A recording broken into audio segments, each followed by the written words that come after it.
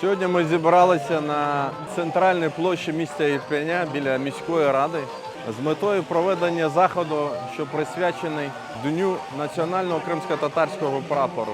Проводиться дуже цікавий захід, такий дуже відомий трек «Кухня на колесах», який об'їздив дуже багато прифронтових місць, де годував та допомагав постраждалим від війни. Сьогодні в місті Ірпені приготували дуже багато смачного плову. Пригощаємо жителів міста Ірпінь, а також саме великий прапор, де люди можуть написати своє послання до Криму.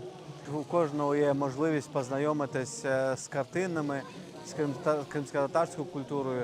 Ну і, звичайно, в подарунок бажаючим люди отримують переклад священного Корану українською мовою. Ця війна почалася з окупації Криму, вона повинна закінчитися звільненням Криму. Боремось, наша боротьба триває. Разом до перемоги, разом до Криму.